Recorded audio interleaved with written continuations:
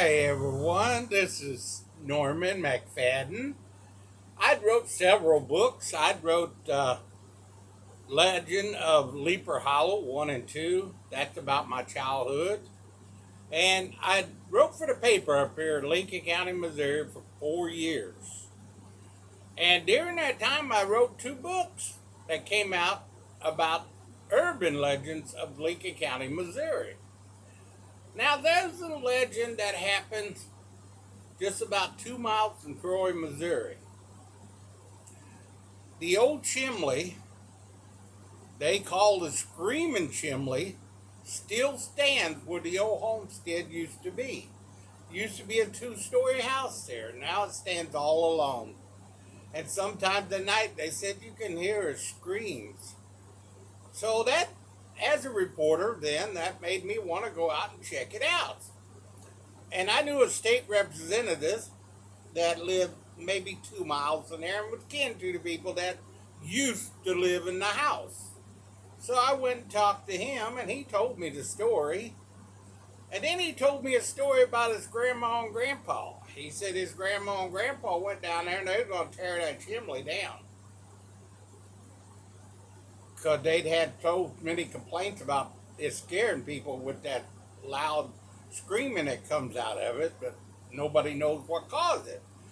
So they went down there in their wagon and they got down there. It was about dusk and they were going to tear it down. And all of a sudden that screaming started. And his grandma took off running, he said. And the horses got scared with grandpa in it and they took off.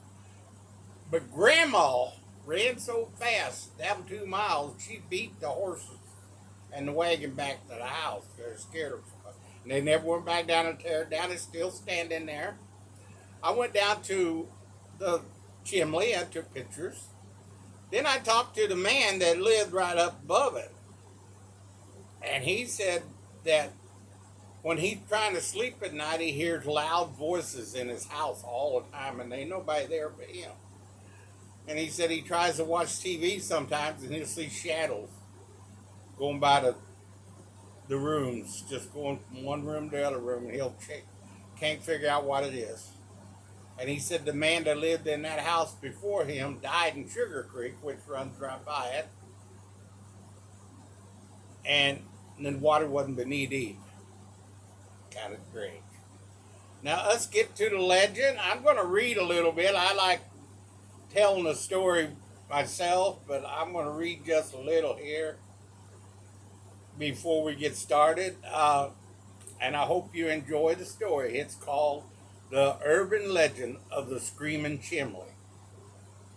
On September 30th of 1816, a baby boy named Simon Thornhill was born.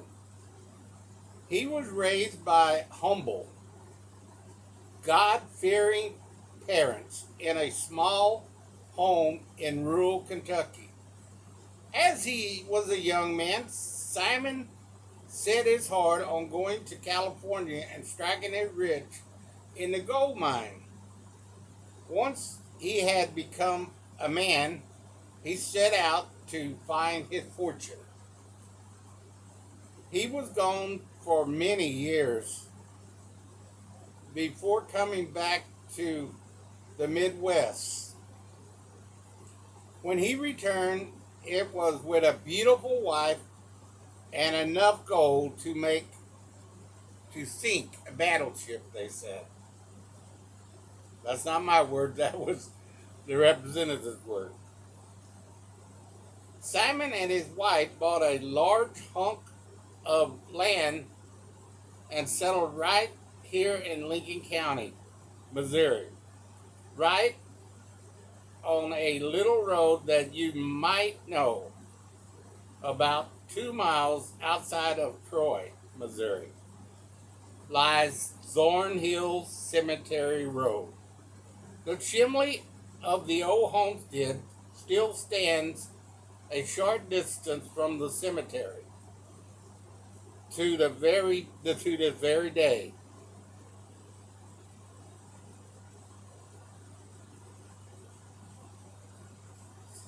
Simon was quite proud of his wealth and liked to make sure that everyone knew it.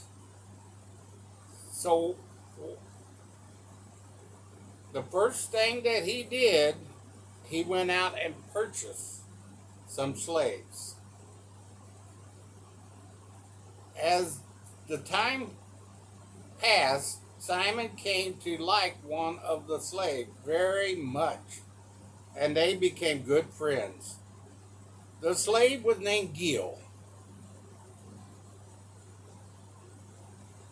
He was more than a slave, he was a companion. Oftentimes, Friday and Saturday night, you would find Simon and Gil drinking together and playing cards.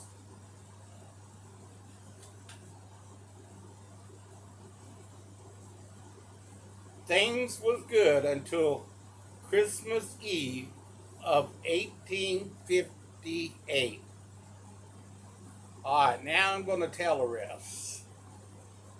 On Christmas Eve, 1980, 50, may I get that straight? 1858,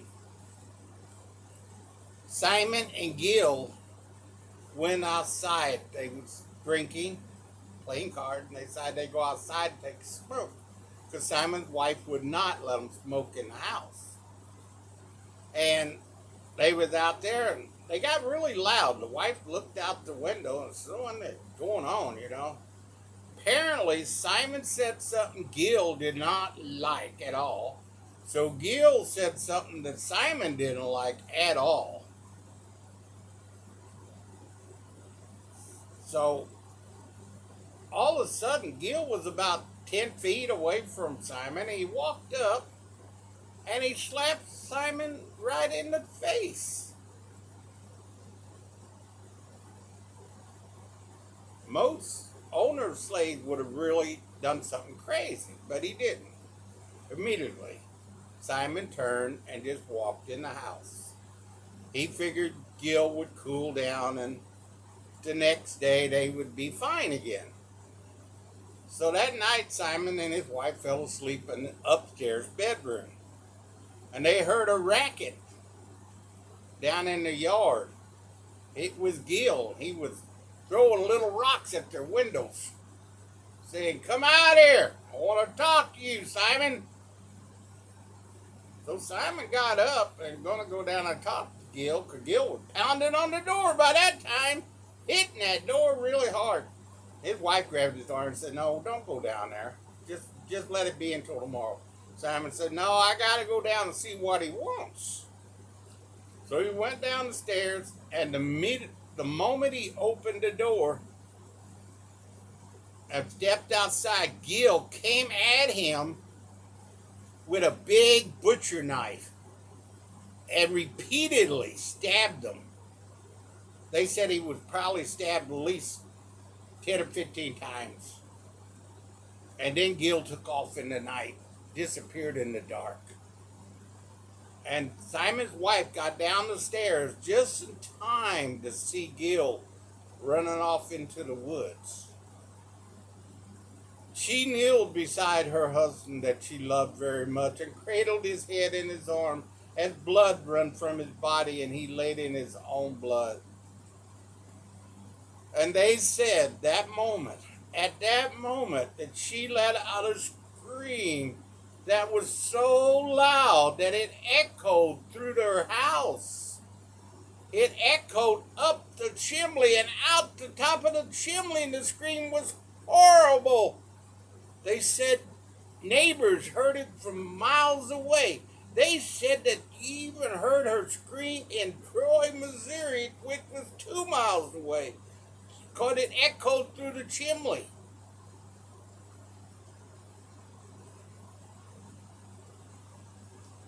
The next day, they went out, caught Gil, put him in the Lincoln County Jail, waiting for its punishment. Now, you got to know this was Christmas Eve. Poor Simon laid in his bed, suffering. The doctor took care of him best he could back for them days. But he was just too bad.